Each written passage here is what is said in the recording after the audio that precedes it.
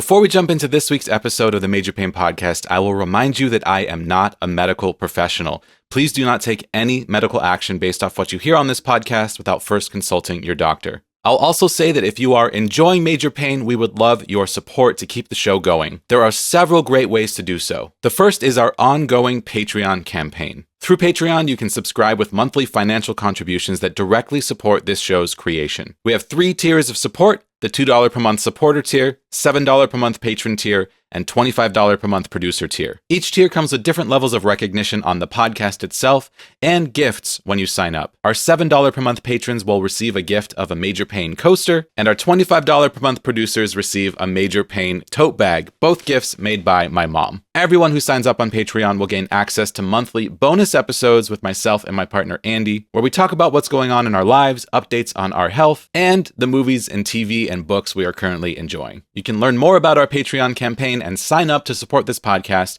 at patreon.com/majorpainpodcast. Extra special thank you to our Patreon producers supporting this show at the highest tier of $25 per month: Steve Kavanaugh, Chris Fowler, Trish O'Brien, and Hipster Leia. Other great ways to support this podcast include clicking our affiliate links, which you can find in the show notes of this and every episode. That includes Rare Patient Voice, an amazing program where you can be paid for your time to participate in research studies and surveys. If you have a diagnosis of any kind or you are a caregiver, you qualify to participate in Rare Patient Voice. Sign up using our link, rarepatientvoice.com/majorpainpodcast. And if you participate in a research study or survey, you will earn an average of $120 per hour for your time. You can also support this show when you sign up for NeuroHealth. NeuroHealth is an online headache and neurology clinic where you can get the care you deserve without the wait. Head to neurohealth.co/majorpain to get a discount and support this podcast when you sign up. Or you can head to our Amazon shop, amazon.com/shop/majorpainpodcast. Our shop features products that I use to manage my chronic illness, and Major Pain will earn a commission on any purchases from this shop. Or you can start any Amazon shopping trip from our shop, go on to Amazon, purchase anything at all, and this podcast will still earn a commission. Follow Major Pain on social media. We are on TikTok, Instagram, YouTube, and Facebook, all at Major Pain Podcast, where you can leave a comment on any episode and interact with other listeners of our growing community. And of course, don't forget to leave Major Pain a positive rating and review wherever you get your podcasts. We are on Spotify, Apple Podcasts, and most major podcast platforms. This show is intended as a free resource for anyone going through chronic illness and disability, to build community around experiences often lived in isolation, to break down the layers of societal ableism, and to help you navigate for your own personal health equity, and also just have a lot of fun. Thank you for checking out the Major Pain Podcast. Let's get to today's episode. How lucky it is just to get through a day without pain. If you look at me, it doesn't appear that I have a disability. A test that comes back abnormal, it's like, yes, we're onto something here. Welcome to Major Pain.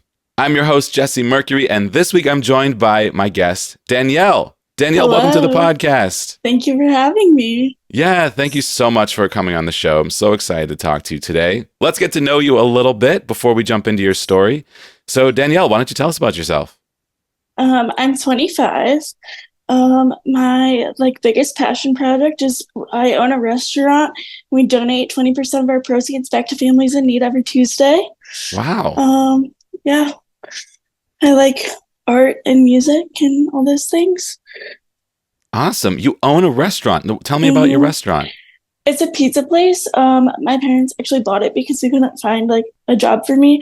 So the biggest point of it was giving back. So we give back once a week to families in need. And then we also hire other people with disabilities. Wow, that's so special. Where is this located? What's it called? It's called Pizza Pete. We're south suburbs of Chicago. So it's in Orland Park and then Frankfurt. We have 2 locations. Amazing. Okay. Well, if you're in that area, check out Pizza Pete. And what sort of music and art and all that sort of stuff are you into?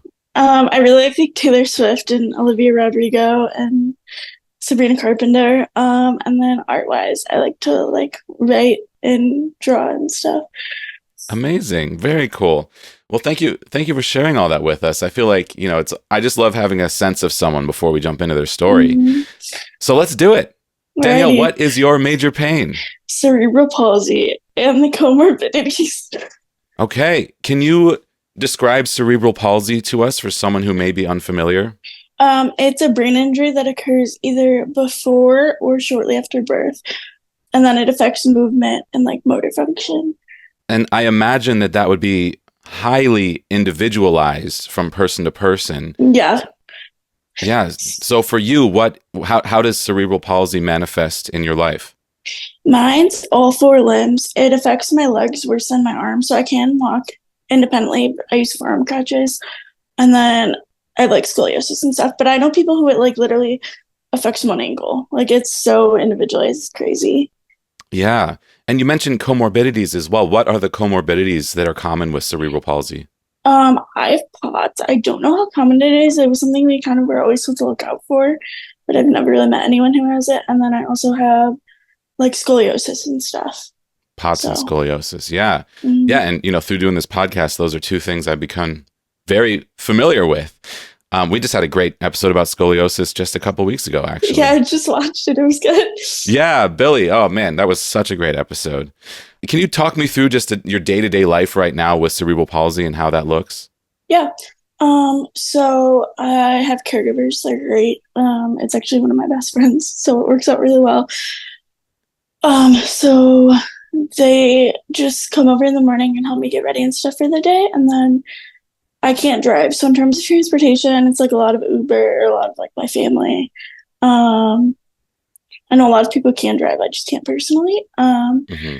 And then, yeah, honestly, it's just like I'm so used to it that I don't even notice it half the time because I just have learned to adapt to life.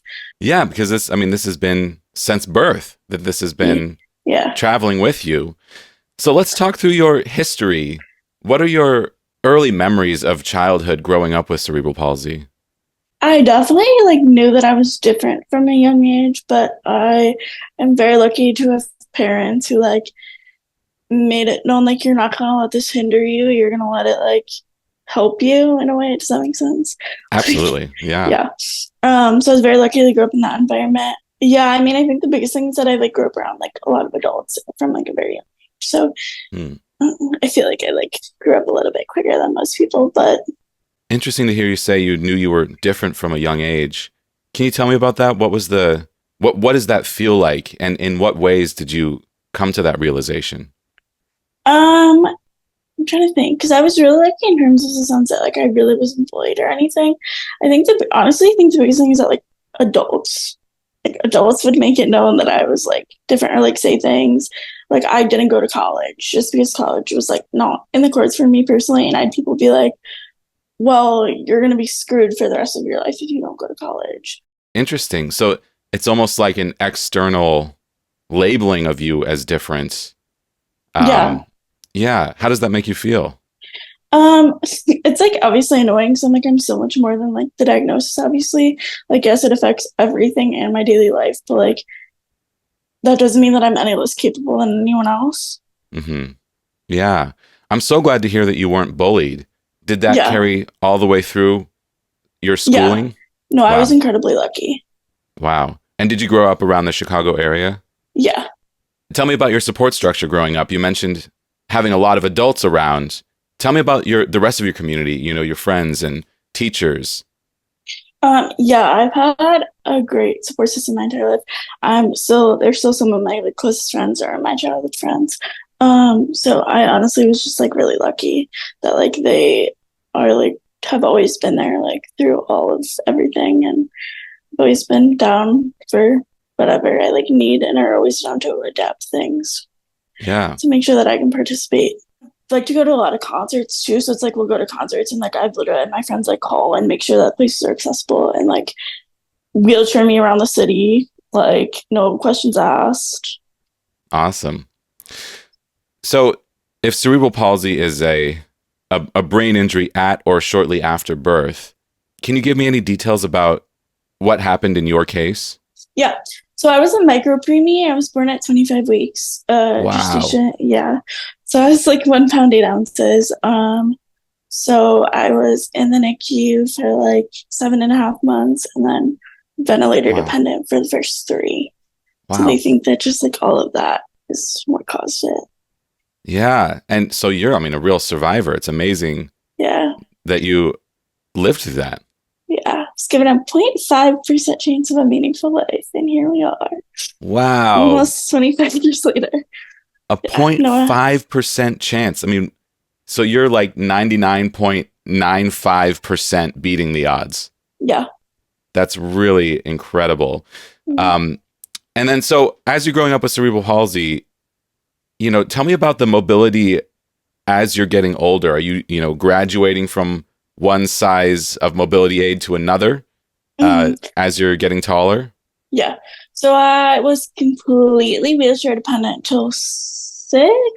And then I used a walker for a couple of years. And then around 8, they kind of were like, if you don't transition to crutches now, like it's going to be really hard.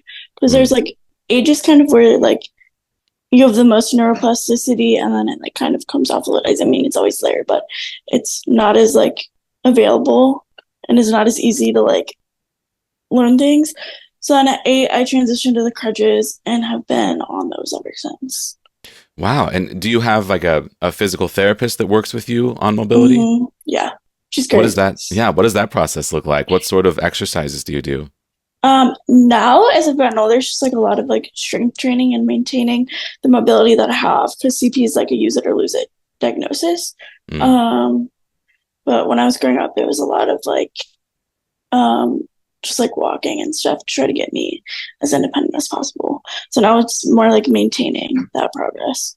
Yeah. If you get into a good exercise regimen and keep your strength up, how does that look long term? Long term, it looks really good. The study, unfortunately, there aren't many, because most people just view CP as a childhood diagnosis and don't realize that people become adults.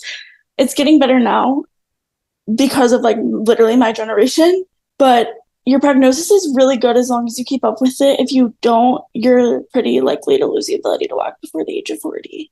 Is what I've seen.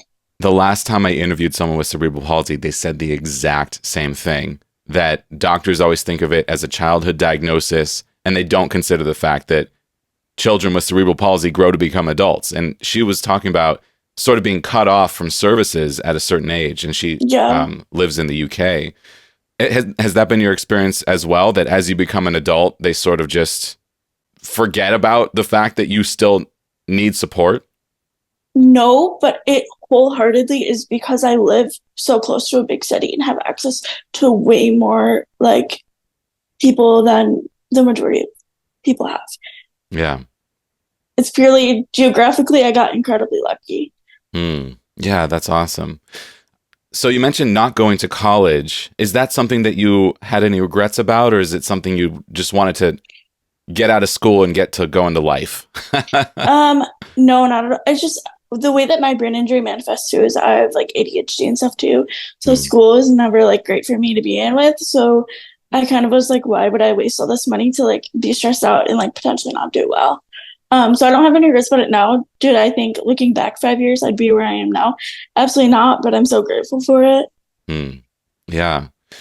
And tell me more about how your comorbidities affect your daily life. So POTS, postural orthostatic tachycardia syndrome, is, classic, that you stand up, you get really, really dizzy, improper blood flow to the brain, can cause exhaustion and all sorts of, issues. How does that affect you? For a while when it was really bad, it was like kind of scary. Because obviously like I already have mobility challenges. It's a lot better now. So as long as I'm careful, and then I think my biggest thing right now is the fatigue. Because CP already comes with fatigue, and then you throw the POTS on top of it. I'm just always really tired, but I make it work. There are times where like I will use my wheelchair more than I normally would, just to like conserve energy and symptom wise. Yeah, it honestly just took a lot of retraining my body how to like work well. Yeah. With both those diagnoses. Yeah, and you're someone who can really speak to this. The fact that bodies will really only do what you ask them to. And if you don't ask something of your body, it won't do it. And I think oftentimes it's hard to sort of comprehend the scale of what we can achieve when we retrain our bodies. And you've mentioned neuroplasticity, which is retraining your brain, let alone your body. So it sounds like you've really gone down this road. can you speak to that a little bit? You know, what sort of results can someone see when they retrain their body, retrain their mind? I went from not being able to like walk like 50 feet without like being on breath, feeling like I was gonna pass out, to now I can walk like a mile and a half, like no problems, in like 6 months. Wow, that's amazing. Yeah. But that was a lot of trial and error and a lot of work. Yeah. Yeah. I mean, how do you even go about doing that? Is it, how do you keep yourself working at that every day? I mean, how do you get up and do the hard work every day? Honestly, it's just, like I said, I'm very grateful for the family that I grew up in and the parents that I have, because they were told literally just like adapt your house, throw in a wheelchair. Like that's your best bet when I was diagnosed at 3. And they said, screw that. So we very much live by those saying, it's not about the cards you were dealt, but how you play the hand in my house. So like, yes, these cards are shitty, but how can I make the best of them? So I think that's like kind of been my biggest motivator, is like knowing what I want for my future and knowing that I don't want to end up in a wheelchair. This is something I've been thinking about recently because I've been so busy. I've been really struggling to exercise, and getting exercise is so important for my diagnosis. I'm curious about the mindset and like the way in which you get yourself to do the actual work, because it can be so hard. You know, you want, like, we all conceptually know that we need to do the things that are healthy, but then we'll go 2 weeks at a time, be like, oh, I didn't do any of it, you know? Yeah. I was like that, but I was like in like the denial, like it's fine, for a really long time. So I think, unfortunately, seeing like the outcome of that kind of was like, I was like, oh crap, like I need to get my booty in gear before this becomes a permanent thing. And then also, like, I don't go to the gym by myself. I always go with like one of my friends or my sister. Like, I think having that person there is so helpful. But like, I don't think if I didn't have other people being like, okay, we're gonna go to the gym, we're gonna go do this, I don't think I'd be as disciplined as I am. But yeah, wow. And I mean, I it must get easier over time once you start to establish that discipline to just fall into a pattern. Yeah, now it's just part of my routine. Yeah, So that's awesome. Tell me about your personal life. I mean, you talked a little bit about these friends that are so supportive. Are you dating? You know, what's it been like to be moving through the world with cerebral palsy with your intimate relationships? no, I'm not dating currently. I was in a relationship for about like almost a year. It definitely like I'm very clear about what you're getting into when you're like dating me. Like I need help with, like I need a lot of help still. Like I'm independent, but I need a lot of help. I'll be honest, a lot of people are not down for that, and that's fine. I'll find the right person when it happens. Like kind of where I'm at right now. Yeah, and I always remember one of our guests, Amy, called chronic illness a crappy person detector. Yeah, no, it really is. The amount of people on Hinge I've had be like, "Oh, well, you're pretty, but like I couldn't deal with a disability." A lot. Which I'm like, okay, cool. We got the bad ones pretty quick. Yeah, I mean, it's one way to filter out people you don't really want to waste any time on. But that's not like something that feels good to hear, you know? No. Yeah, I mean, what do we want to hear from people? Like, I don't even know. I'm so lucky with my partner, who I told about my chronic illness on our first date, and then stuck with me through like the first 6 years of our relationship, where I was remarkably sick and getting worse all the time, and just like felt like we might not have a future. And here we are. Now I have a diagnosis. I've gotten so much better. We're getting married in like 2 weeks. So I just got so lucky. But I've had some terrible experiences of like telling someone I have a chronic illness and having them bail, you know, multiple times. And it's like, yeah, on one hand, I don't want that person to be my partner, right? Like that's never going to work. But on the other hand, it's like, man, I hate having to go through that over and over again, of that filtering process where this thing that I didn't choose, that I have no control over whether or not I exist in or not, is preventing them from even wanting to get to know me. It's a terrible feeling. Yeah, no, it's not a great feeling, but I don't know. I'm kind of just like, the right person will come. Doesn't make it any easier, but. Yeah, totally. I love that attitude. And I wholeheartedly believe that for everyone out there, I feel like there is a match, a Yeah. partner, No, I you know? agree. Yeah. And just going through the process of finding it can be painful. Yeah, real. But it's doable. Yeah. Yeah, and tell me about your friends. It sounds like you have a really amazing friend group. Yeah. No, they're all great. They're all incredibly supportive. They've been around for a really long time. Yeah, like I said, I couldn't have been any luckier. They're always down to like pick me up because I can't drive. They never made me feel bad for not being able to do something. Like there was at my worst, like before everything was like, especially my pods was very well managed. I'd literally come over and we'd sit on my couch and watch movies, and that was what we did. So I think it's also really helpful in weeding out the bad ones there too, because you're gonna have your people who are gonna stay through it all, and you're gonna have people who are gonna bail, and you just hold on to people that stay through everything. Yeah, and it makes you really value the people that are the true friends. Mm-hmm. Is medication a part of your daily life? Is there anything helpful that you're taking? Quite a few. So Corlinor was kind of like my game changer medication. So I take that twice a day. That's been incredibly helpful. I've never heard of Corlinor. What does that do? It lowers your heart rate. So I have POTS and I have inappropriate sinus tachycardia. So unmedicated, my resting heart rate's like 150. Like wow. So that gets me down to like 100 or below, which is kind of where we want me. Yeah. And then I'm on like a couple muscle relaxers for the CP. And then I get Botox, a lot of Botox for that too. And Botox in muscles? Yep. And what does that do? It helps. So for like a person without like the super, super tight muscles that have on CP, it would paralyze the muscle. But for mine, because they're so like spastic, it just like helps lessen that spasticity a little bit. Oh, wow. That's interesting. How often do you have to get injections? Every 3 months, like clockwork. Wow. It's incredibly, yeah. Do you ever get frustrated by everything you have to do to manage your situation? I mean, I'm human, so yeah, but I think I kind of just like, I think my big thing is that like not sitting in it. Because I think when you like sit in those feelings is like when stuff can not be great. Yeah.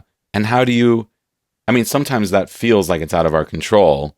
If you find yourself sitting in it, what do you do to get out? I have a therapist, so that's good. I think everyone in general should be in therapy, but especially if they have a chronic illness. So that's been helpful. She specializes in like disabilities and chronic illness. It's great. Yeah. Awesome. So that's been super helpful. And then I also think just being like, okay, like I can't change it. It's not going anywhere. Like this is just my life.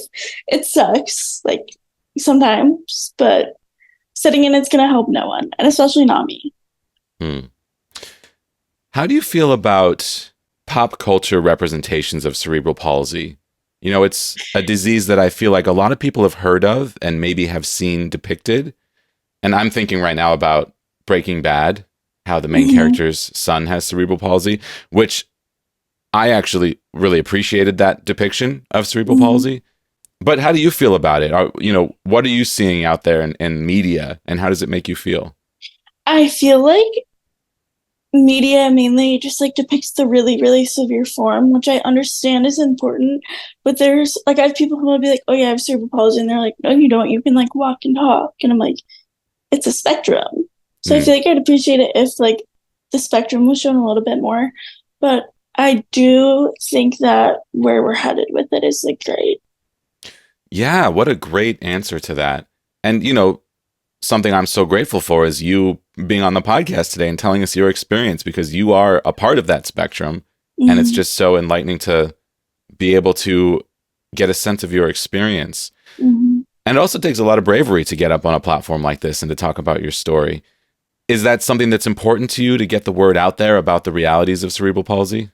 Yeah, I mean, I think my mentality has always been like, I don't know why this is what I was given, but I'm going to use it for good, and I'm going to help other people, like the younger generation. Like I say it all the time, there are times where I feel like a guinea pig, because I'm the first generation with my set of circumstances who has really like survived.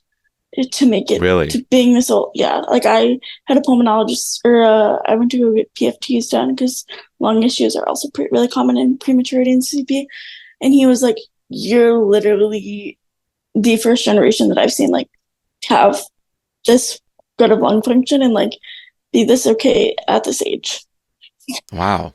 Because we were the first to kind of get the newer medical advancements. So as much as I feel like a guinea pig sometimes, I'm grateful that it's helping other people. Yeah, that's really interesting.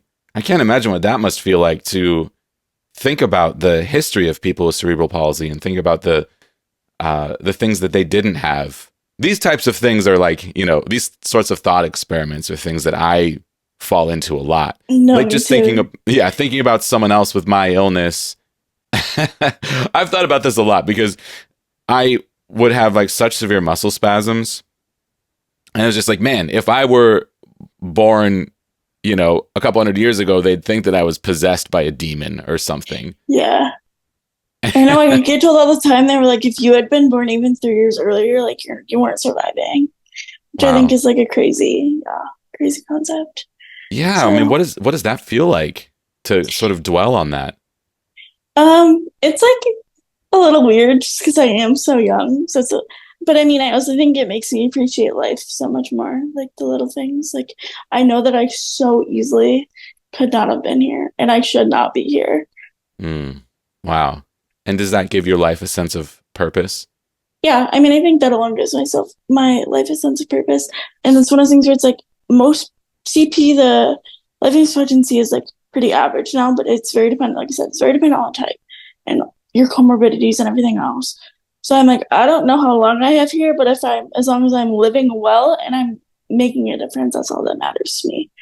Yeah, that's awesome. And it sounds like you're really making a difference with your work. I mean, this pizza shop sounds so cool. Yeah. Um, it sounds like a real passion project for the whole family. Yeah, it's like our baby. It's like my baby mainly. I love it. Yeah. Can you tell me a bit about the details of running a business that is set up to have employees with disabilities? Because I feel like a lot of companies could really learn from that. I mean, everyone should be set up for that, and so many places aren't. Yeah. There's part of me where I'm like, I love it so much. There's another part of me that it makes me sad that it even like we had to do this for me to like have a stable job and income. But I'm so grateful that we're able to do it. We're just like very, very open to like people's needs and accommodations. And what's the best practice for setting up accommodation needs? Because it's different for every person. So there is no blanket approach. I mean, my guess would be that just working with the individual people and finding out what they need and trying to adapt to it. Is that your approach? Yeah. I think that's honestly where a lot of like the bigger companies fail, is that they have like a one size fits all of like people's needs, and that's not how this works. Yeah, So exactly. And then also, I mean, you make pizza, which is so exciting. Do you have any favorite toppings or any favorite pizzas that you all create? yeah, we have a chicken ranch that you would think is weird because like warm ranch, but it's so good. When did this pizza parlor open? How old were you when your parents started this?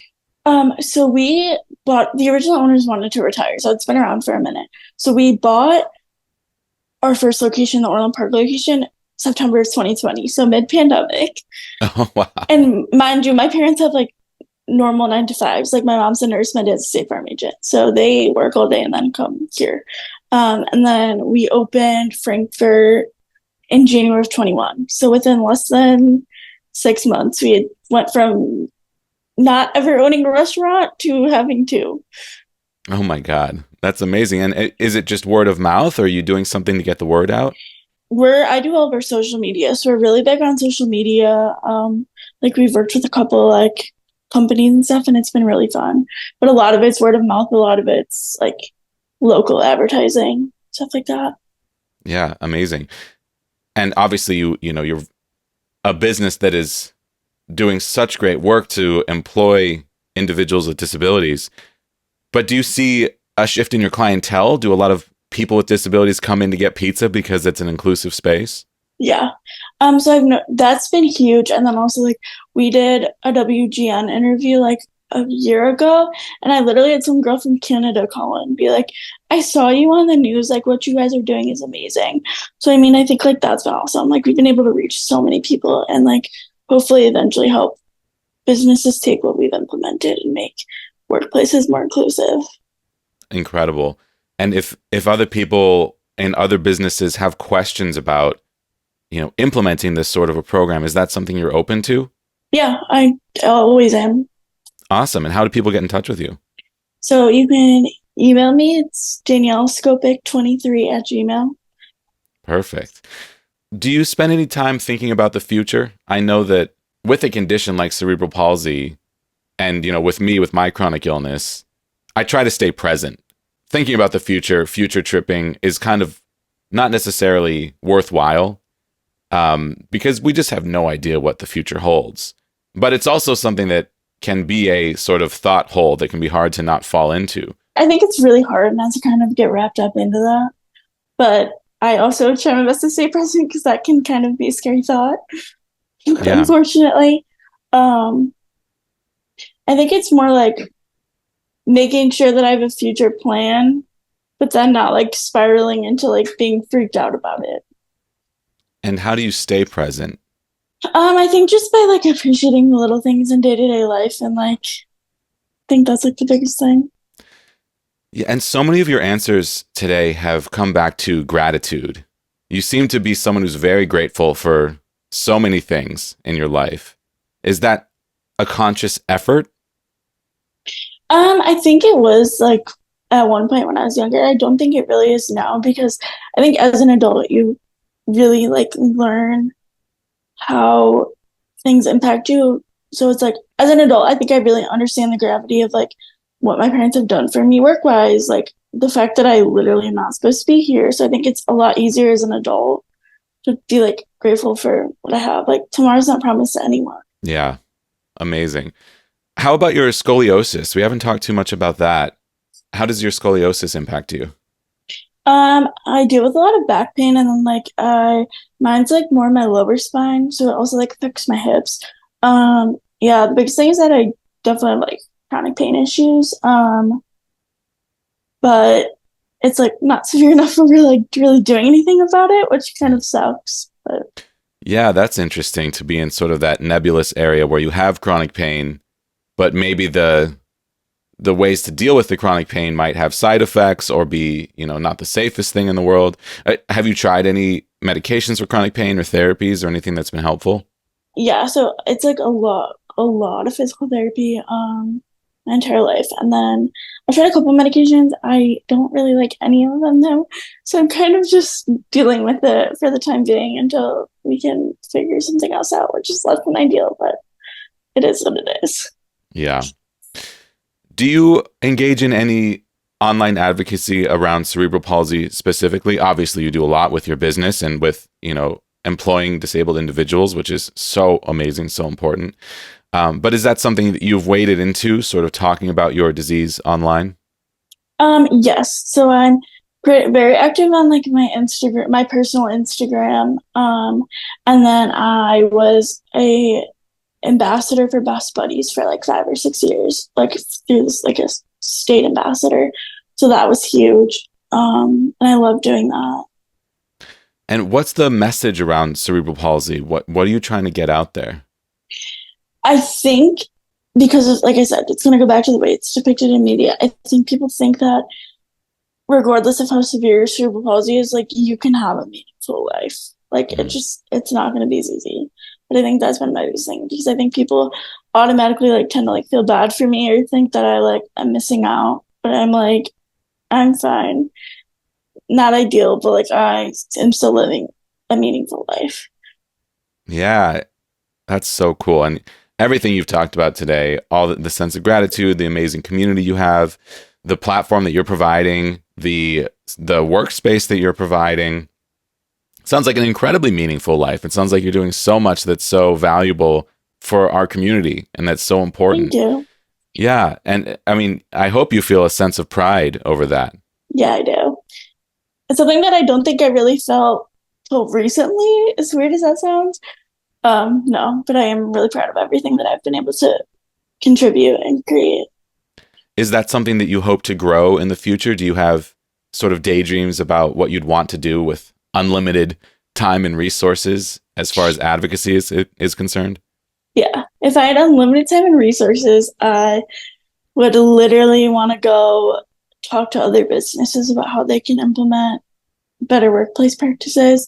And then also just like the stigma around disability and CP in general. Yeah, the stigmas are so tricky to deal with. Mm-hmm. And what's a good starting place for combating against that stigma? I mean, you've mentioned so many great things tonight, but yeah. I am actually on the board for like my main hospital. I'm on their patient advocacy board, and that's been super great and helpful because I think I'm a young disabled female, so I think a lot of things have kind of been brushed off. Unfortunately, which you'd think having such a significant diagnosis as cerebral palsy would not be the case. Unfortunately, it is. So that's been great. I honestly think just like talking to your like local providers and education is huge. Yeah, so incredible. You've done such an amazing job today. Like, what a cool conversation. Just so cool to get to talk to you and hear a bit about your story. I have one more question for you. Question I love to ask at the end of interviews. You've like obviously come such a long way. You've learned so much about self-advocacy, about doing the daily work that you need to do for your body, and then going beyond that to advocate for other people. And I mean, I imagine that there must have been points along this journey that were very difficult. Yeah. That you've pushed through. Yeah. And for anyone who's, in that difficult spot right now, or if you could go back in time when you were in that difficult spot, what's a message that you'd want to share to help someone get through that? It's so basic, but I'm like, it does eventually get better. Like, what's meant for you is going to happen for you. Did I think that this would be where it ended up? Absolutely not. But here you are. Yeah. Amazing. Danielle, amazing job on the podcast today. Please tell our listeners where they can go to connect with you online or anything else you'd like to plug. My Instagram is danny.scopic. So that's mainly where I'm the most active. Or my TikTok is that same handle. Awesome. And I'll tag you in both places when this episode goes out. All right. Awesome. Thank you so much. It was so nice meeting you. Yeah, it's so great to meet you. Thank you so much for sharing your story with us today. Thanks for having me. Thanks for listening to this episode of Major Pain. I'm Jesse Mercury, your host and the producer of this podcast. Artwork by Egg Salad Salad. Our theme music is the song Time Machine from my synth-pop album Sci-Fi, now streaming everywhere. Support this show on social media, TikTok, Instagram, YouTube, and Facebook, all at Major Pain Podcast. If you have questions or comments you'd like to share with myself, our guests, or our listeners, send an email to majorpainpodcast@gmail.com. You can also visit our website to learn more about this show, support its creation, or comment on any episode at majorpainpodcast.com. Major Pain is supported by our listeners on Patreon. Thank you to our $2 per month supporters, our $7 per month patrons Naomi Adele Smith, Sonny Roberts, Kelsey Matson, Alexandria Henderson, Justin Minnick, Laura Stevens, Heather Muncie, and Robert, and our $25 per month producers Steve Kavanaugh, Chris Fowler, Trish O'Brien, and Hipster Leia. Learn how you can support this podcast while receiving special recognition on the show, gifts, and monthly bonus episodes at patreon.com/majorpainpodcasts.